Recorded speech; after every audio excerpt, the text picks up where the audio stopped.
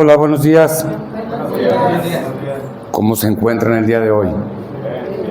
Pues nosotros de regreso a casa, aunque con domicilio diferente, pero esta sigue siendo nuestra segunda iglesia. Estamos allá en Gracia, que ya nos conocen, y otra vez reciban otro saludo de parte de ellos. Creo que Gabriel estuvo la semana pasada aquí con ustedes y espero les haya dado nuestros saludos a toda esta congregación tan hermosa. Y veo mucha cara nueva.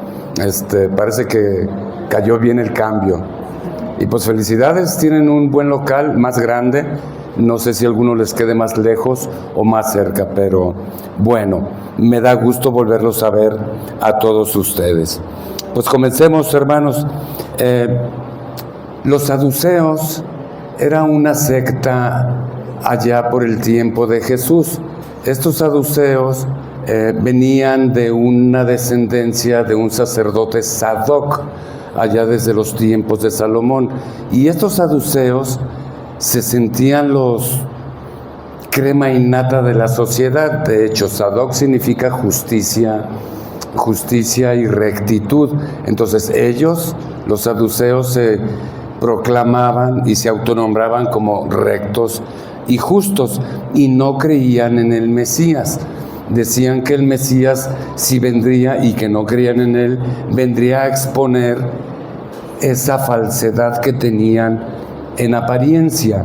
Y hago este relato porque ahí en Marcos Jesús está hablando con ellos y estos saduceos le están cuestionando acerca de la resurrección y acerca de los matrimonios después de la muerte. Y había un escriba, o estaba un escriba ahí, que oyendo que Jesús les contesta correctamente a estos saduceos, entonces el escriba le hace una pregunta. Vamos y abran sus Biblias en Marcos 12, del 29 al 30. Después de esta reflexión que voy a hacer, vamos a orar un momento. ¿Lo tienen? Marcos 12, 29, al 30. Jesús respondió al escriba. El más importante, porque el escriba le pregunta, ¿cuál es el mandamiento más grande? Y Jesús le responde al escriba, el más importante es: escucha, Israel, el Señor nuestro Dios, el Señor uno es. El Señor Jesucristo está citando aquí Deuteronomio capítulo 6 y sigue diciendo: y amarás al Señor tu Dios con todo tu corazón y con toda tu alma y con toda tu mente y con todas tus fuerzas. Este es el más grande mandamiento. Nosotros, hermanos y amigos, si no conocemos al Dios de la Biblia, al Dios que dictó su palabra, al Dios que dejó una serie de instrucciones, el libro de la vida, el instructivo de la vida, que mucha gente dice, ¿por qué no han escrito una guía para la vida? Aquí está, nada más que han buscado mal.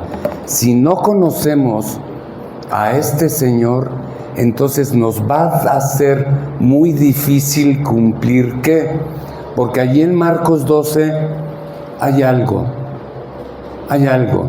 y le está preguntando el escriba, ¿cuál es el mandamiento más grande? Y Jesús le contesta, ¿cuál es? ¿Qué es todo esto que ocurrió ahí? ¿Qué es lo que está diciendo Jesús?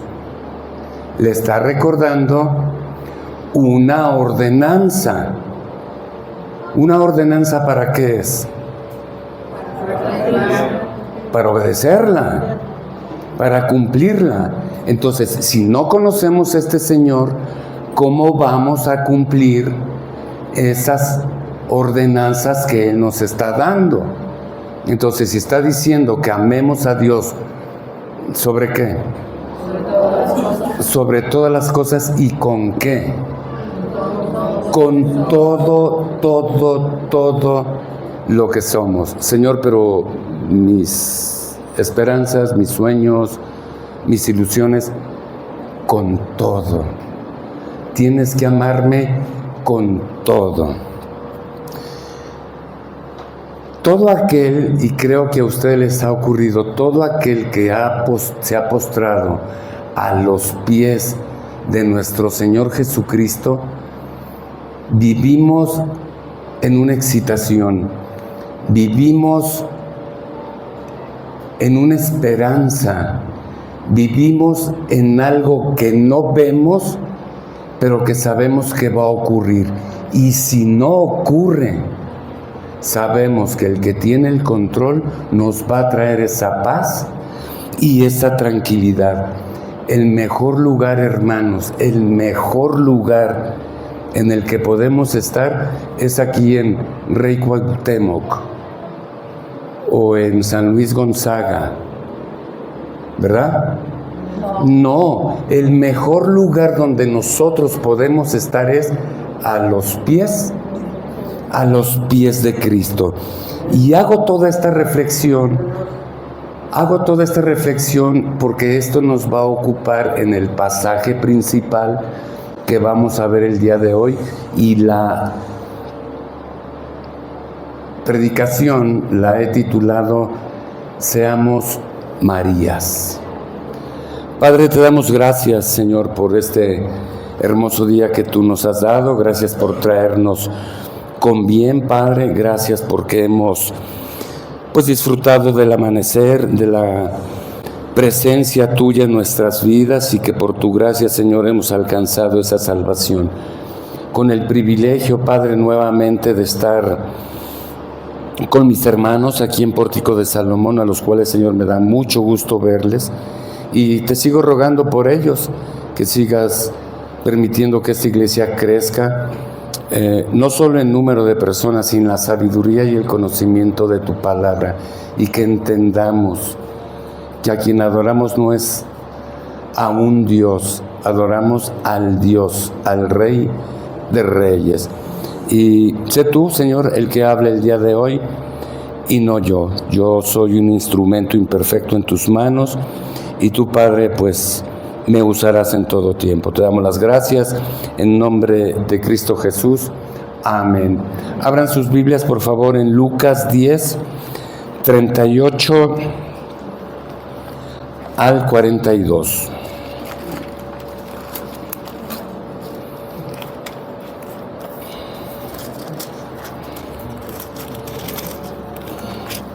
Lucas 10, 38 al 42. Y me voy a adelantar un poquito. Le voy a pedir a dos personas, quien ustedes gusten, vayan buscando Juan 11:32 y Juan 12:13. Cuando se los indique, si me ayudan a leerlo, por favor. El pasaje que nos ocupa esta mañana es acerca de nuestro Señor Jesucristo y una visita que tuvo por ahí con una familia. Esta familia, pues, es Marta y María. ¿Quiénes son estas dos mujeres en la palabra del Señor? Estas dos mujeres son las hermanas de Lázaro, el personaje que Dios resucitó. ¿Bien? Ok. Lucas 10, 38 al 42, fíjense lo que dice. Y aconteció que yendo ellos, entró él a una aldea, y una mujer llamada Marta lo recibió en su casa. Y ésta tenía una hermana que se llamaba María, la cual, sentándose a los pies de Jesús, oía su palabra. Pero Marta se distraía con muchos servicios, y vino a él diciendo: Señor, ¿no tienes cuidado que mi hermana me deje servir sola? Dile pues que me ayude. Y respondió Jesús y le dijo: Marta, Marta, estás afanada y turbada con muchas cosas, pero una cosa es necesaria, y María ha escogido la buena parte, la cual no le será quitada. Recordemos, hermanos, que Dios quiere nuestro corazón antes que nuestro servicio. Nuestras iglesias a las cuales, bueno, la iglesia es el cuerpo de Cristo y es una iglesia universal, pero me refiero a nuestras iglesias locales, están llenas de ministerios, que así les llamamos, y ustedes tienen una serie de ministerios. Tienen grupo de damas, me imagino, si los tienen muy. En la iglesia también lo tenemos. Voy a mencionar los que tenemos allá: grupo de damas, grupo de varones, tenemos retiros para jóvenes, tenemos grupo de jóvenes, grupo de niños, tenemos alabanza, tenemos una serie de servicios. Pero ¿qué ocurre con esos servicios o esos ministerios que nosotros tenemos?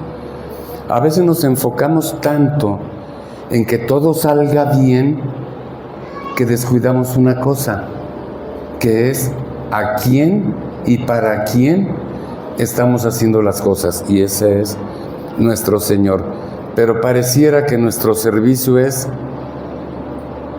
para que todos estén a gusto, para que todos estén tranquilos, para que todo esté perfecto y nos reconozcan, nos den un reconocimiento de: oye, qué bien lo hiciste. Y nos olvidamos de quién estamos haciendo este trabajo. Ahí en este pasaje, que es muy famoso, el de Marta y de María, a Marta algunas personas la ponen como una mujer villana, alguien que está renegando. Y no, hermanos, no ocurrió eso con ella.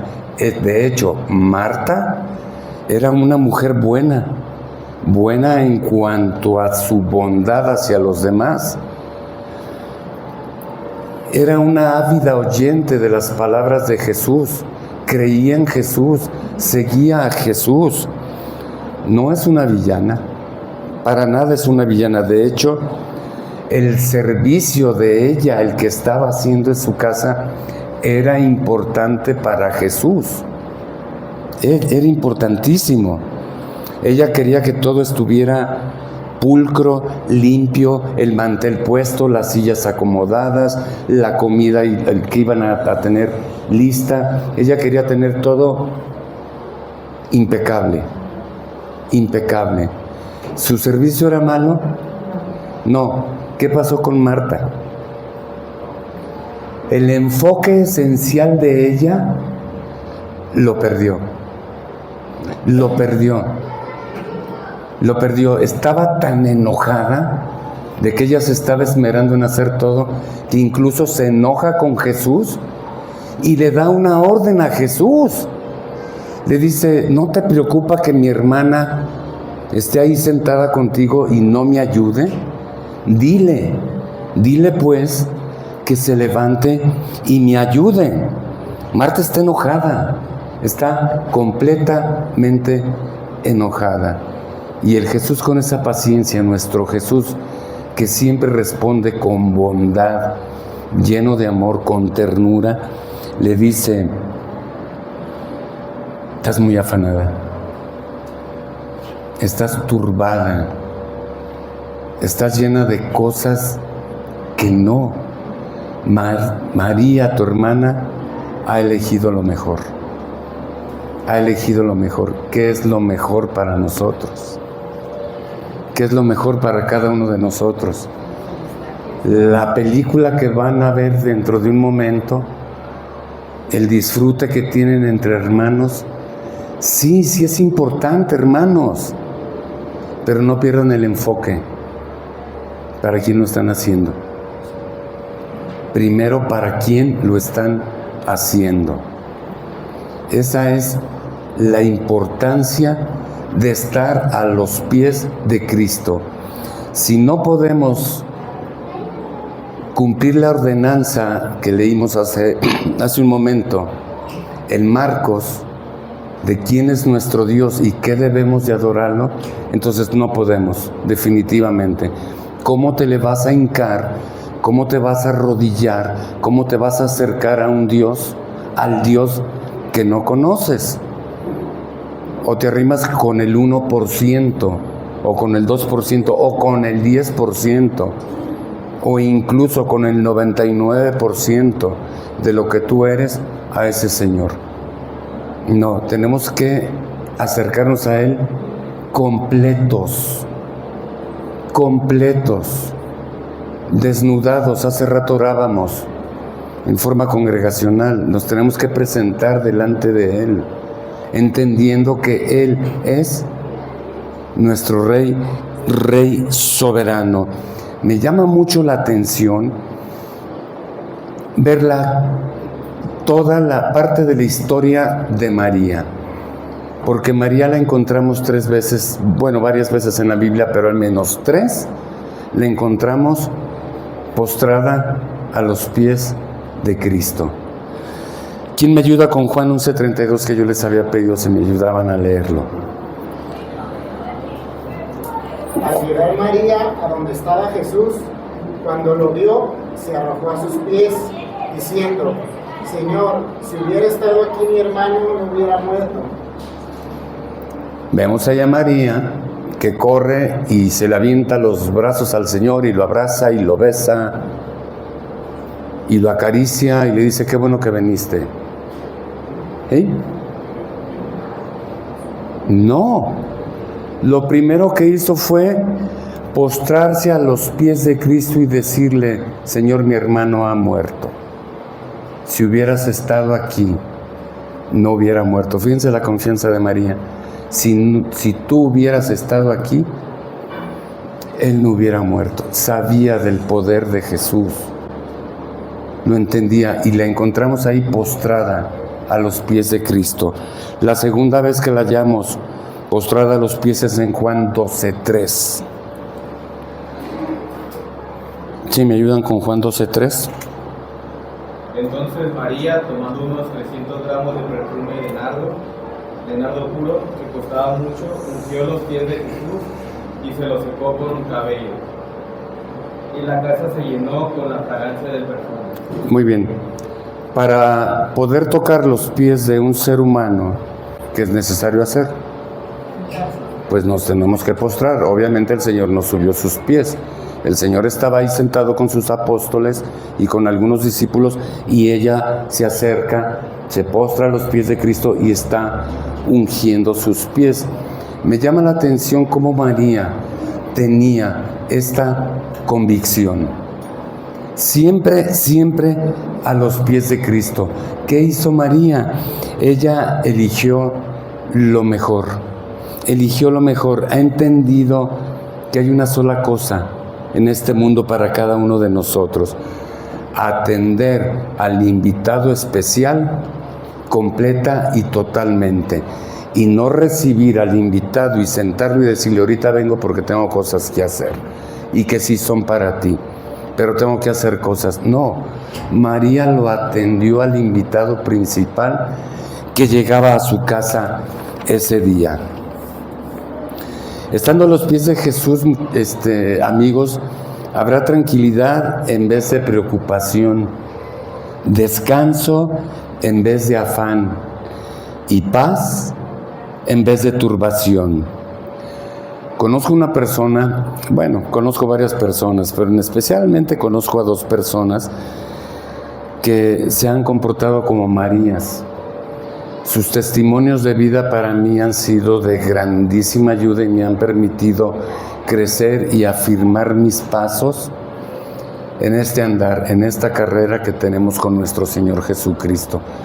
Yo he visto la modulación y el cambio de la vida de ellos, y cómo Dios ha transformado esas vidas, y cómo estas 2 personas, no lo he visto físicamente, pero en su corazón sí he visto que están postrados, a pesar de las tribulaciones, de los problemas económicos, de los problemas de trabajo, de los problemas con misiones, de cualquier problema que pueda haber en sus vidas.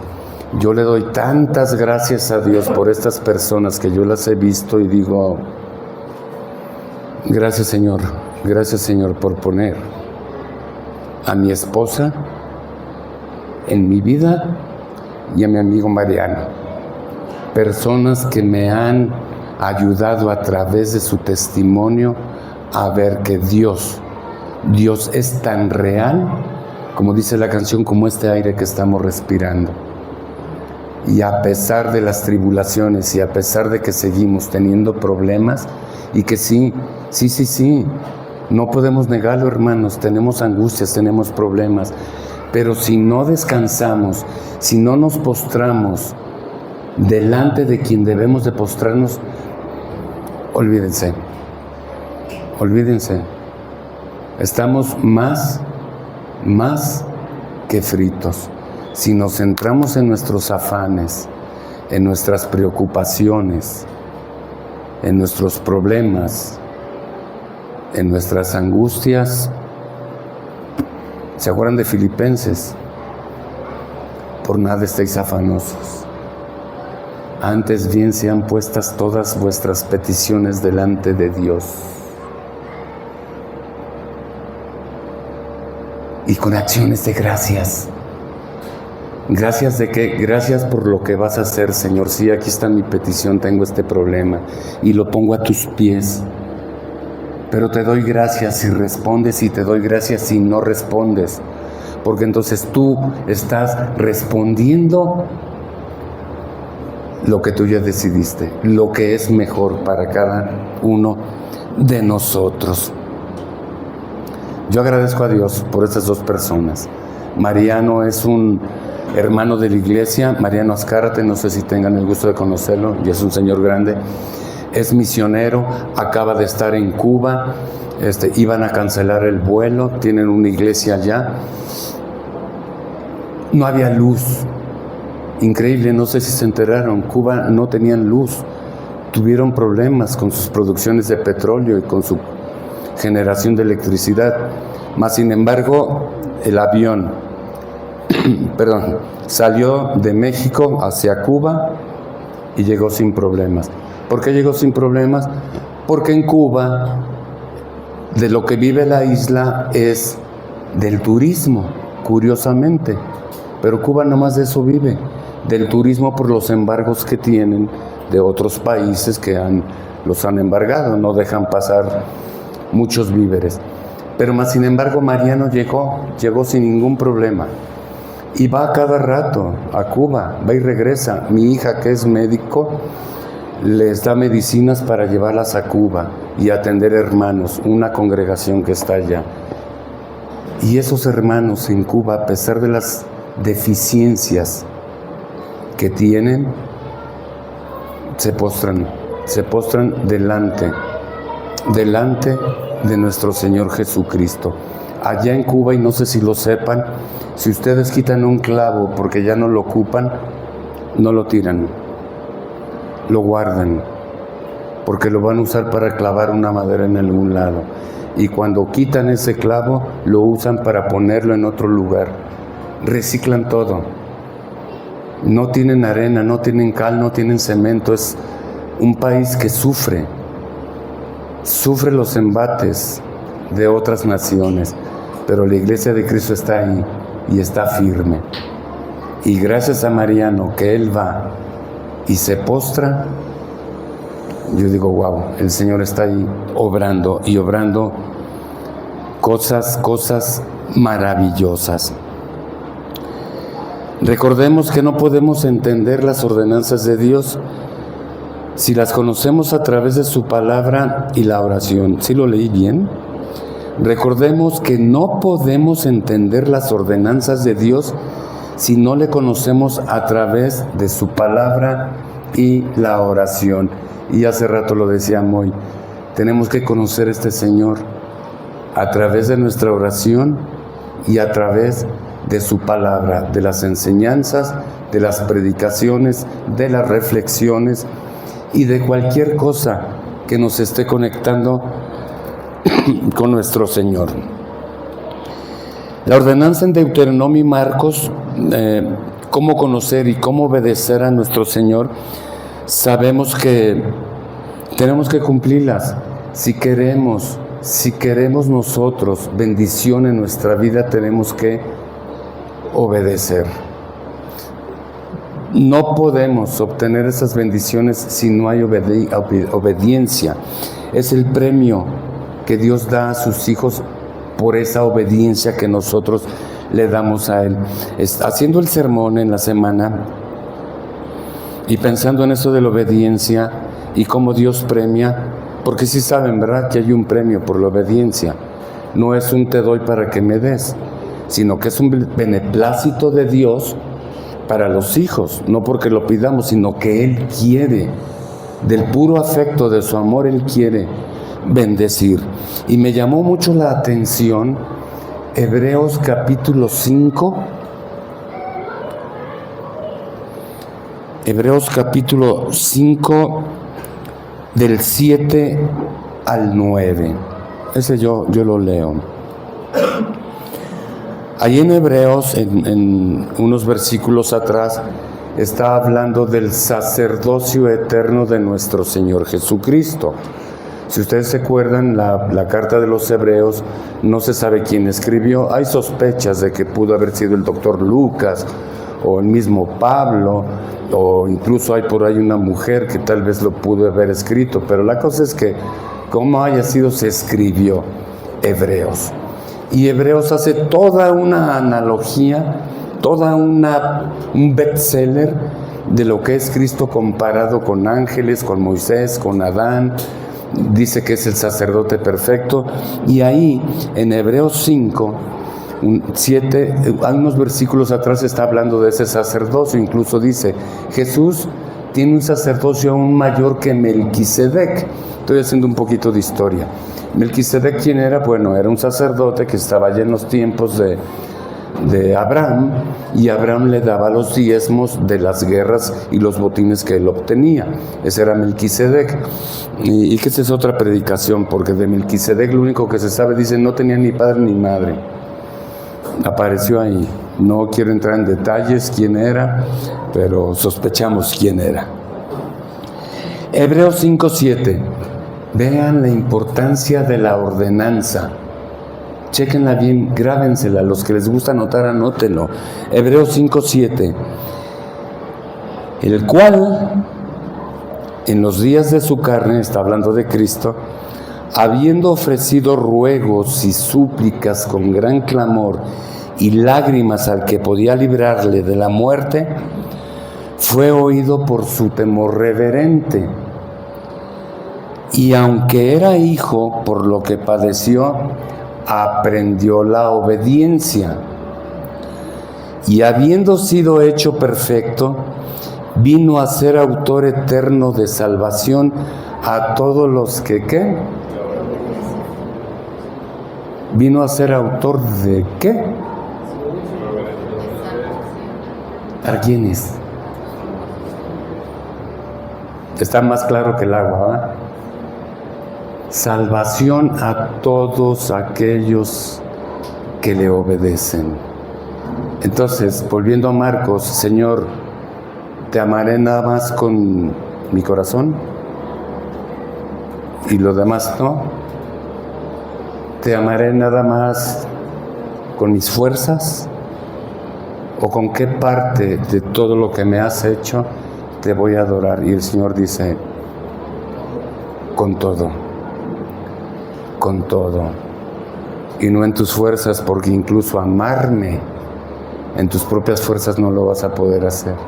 Me necesitas a mí, que me conozcas quién soy en todo mi esplendor, en toda mi gloria, en toda mi misericordia, en toda mi piedad, pero también en toda mi justicia.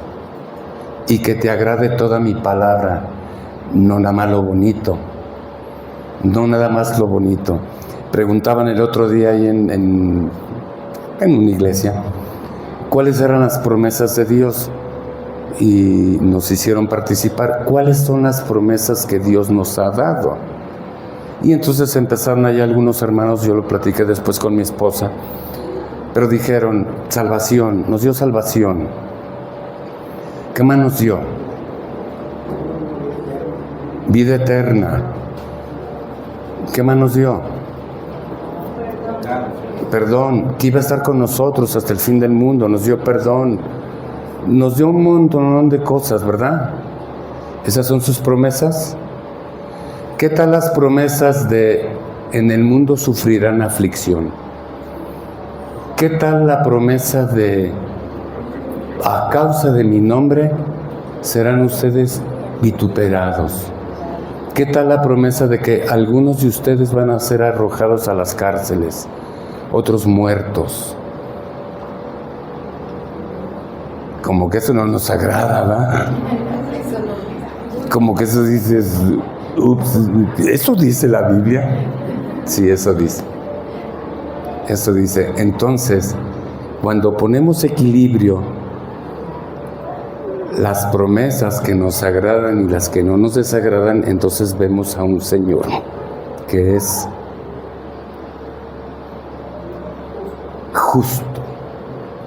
justo, y su justicia se aplica tanto al Hijo como la justicia se aplica al pecador, al que se va a perder, porque esa es la justicia de Dios. No dejó de ser justo con ellos y no dejó de ser justo con nosotros. Eso a mí me causaba un conflicto entenderlo.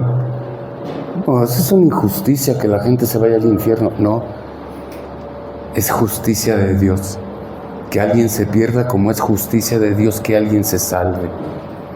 Así de justo es nuestro Señor. Entonces, hermanos, vivimos tiempos difíciles, pero también tiempos hermosos. Hermosos porque Rey Cuauhtémoc, nuevo local, y todavía tenemos esa libertad de congregarnos. Todavía tenemos esa libertad de predicar, de leer, de tenerla escrita, de tener 3, 4 Biblias en nuestras casas, y no que nos estén molestando, o aventándonos piedras, o persiguiéndonos, o la policía prohibiéndonos y cerrando iglesias. Disfrutemos todavía de estos tiempos. Hay otra ordenanza: vayan y prediquen el Evangelio a todas partes. Nos aplica a nosotros. Primero, ¿dónde? A nuestros vecinos. Y luego, por las otras colonias. Y luego, a toda la ciudad. Y luego, vayan a todo el mundo. Pero empecemos con lo que tenemos. Comentaba con el hermano Ricardo hace ratito. ¿Perdón? Enrique. No venía desde marzo, perdón. No te creas. Comentaba con él de por qué Dios hace cosas que nosotros no entendemos. No entendemos para qué y por qué y cómo y cuándo las hizo y para qué. Entonces yo le comentaba a él, ¿qué tal si Dios los movió de allá, de Cruz Blanca, y los trajo aquí con un solo objetivo: salvar a una sola persona, a un vecino, una sola persona, y mover toda una iglesia para salvar a una persona? Pero ya estábamos mejor, Señor, nos quedaba más cerquita, o estaba más accesible. Pues sí, pero yo soy Dios, y quiero que salves, o le hables, mejor dicho, a la persona de ahí de enfrente. Esa es la que yo quiero tocar. Siempre que ocurre algo en nuestras vidas, debemos de preguntarnos, con todo esto que ocurre, Dios ¿a quién quiere tocar? ¿A quién quiere Dios mostrarse?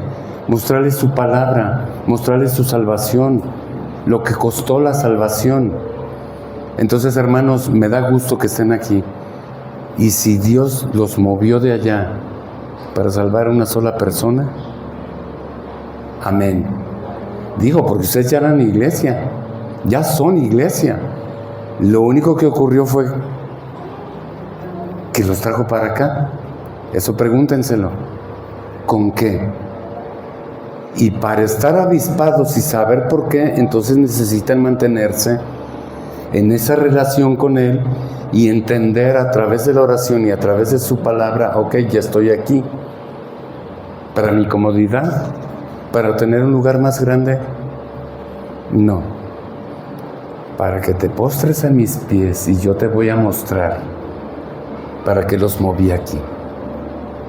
Y eso es lo impresionante de Dios, que no entendemos por qué, para qué y cómo hace las cosas. ¿Por qué a una familia la pone en humillación y a otra familia la exalta? No podemos entenderlo, pero debemos de confiar en lo que Dios está haciendo. Siguiendo estudiando el mensaje, perdónenme, me di cuenta de una cosa. Y con todo esto que traemos desde Marcos, esas ordenanzas, Marta y María, Hebreos, y entonces me doy cuenta de una cosa que sucede en Apocalipsis.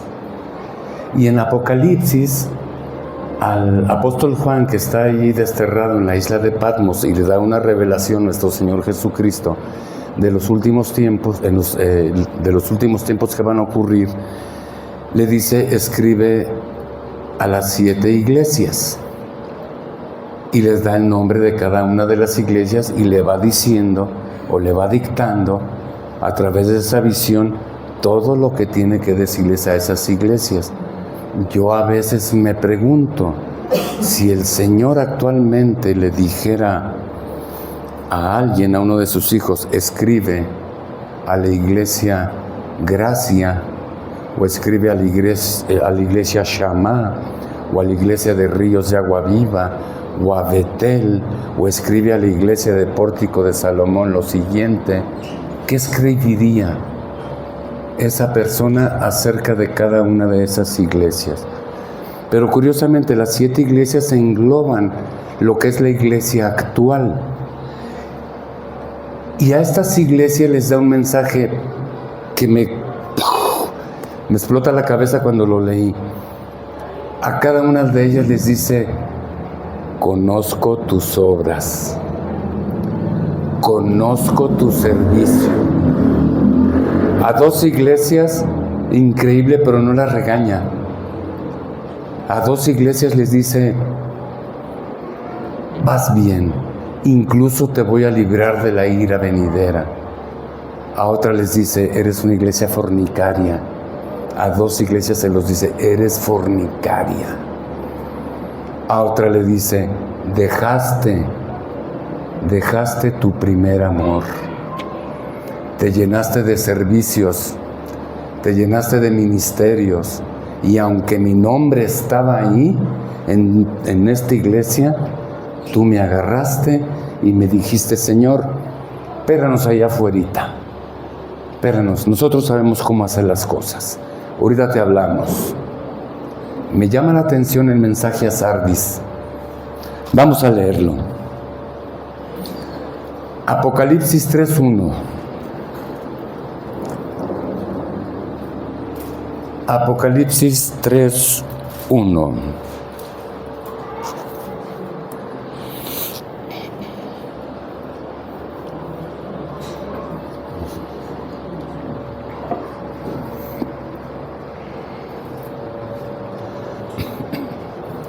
¿Lo tenemos? Muy bien.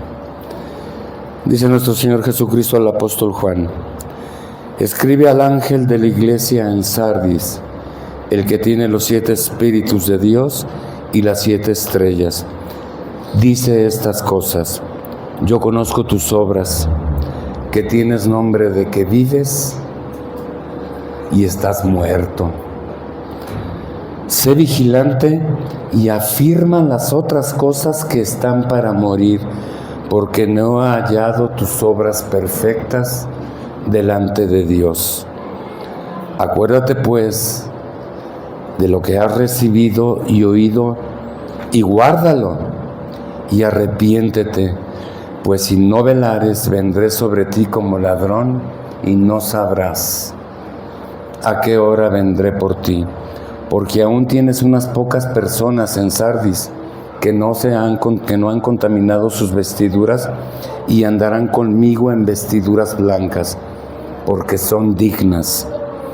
El que venciere será vestido de vestiduras blancas, y no borraré su nombre del libro de la vida, y confesaré su nombre delante de mi Padre y delante de sus ángeles. El que tiene oído, oiga lo que el Espíritu dice a las iglesias. ¿Qué les parece este mensaje? ¿Tienes fama de que estás vivo? Le está hablando una iglesia. pero le dice, estás muerto.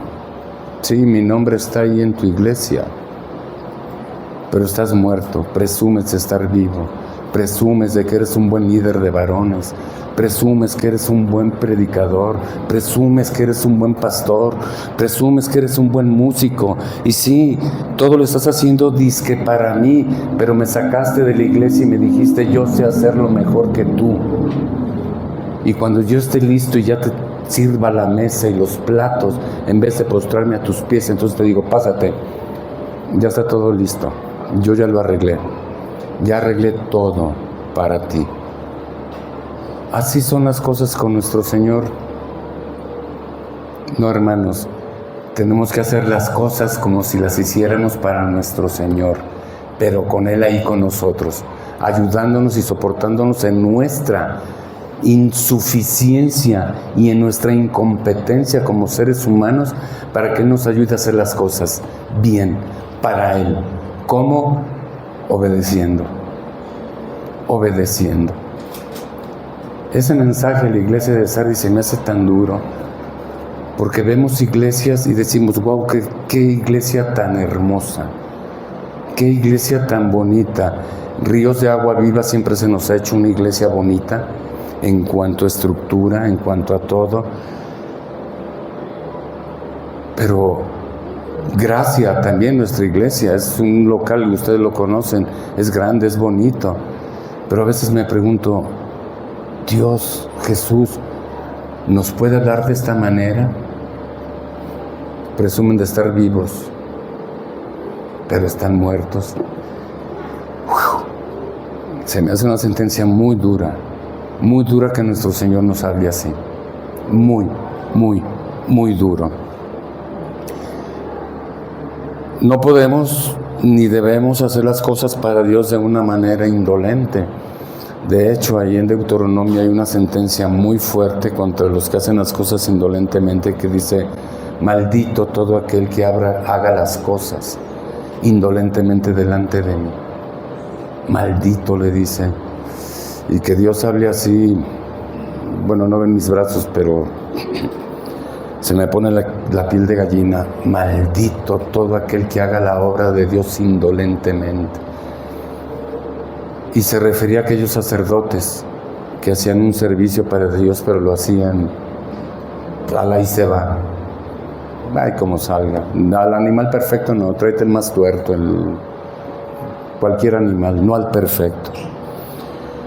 Todo nuestro servicio a Dios y todo a nuestros semejantes que hacemos ese servicio debe de ser con excelencia y sobre todo con un amor fraternal, entendiendo que Dios se glorifica cuando hacemos las cosas enfocadas en lo que hacemos, y es como que si las hiciéramos para Él.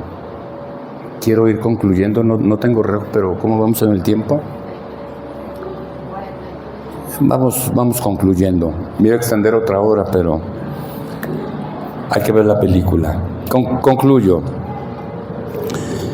Nuestro servicio a Dios nos engaña a pensar que tenemos una relación íntima con Él. Pregunto, y si gustan contestar, pueden hacerlo. Nuestro servicio, su servicio a Dios, les engaña o nos engaña a pensar que tienen o tenemos una relación íntima con Él. ¿Sí nos engaña?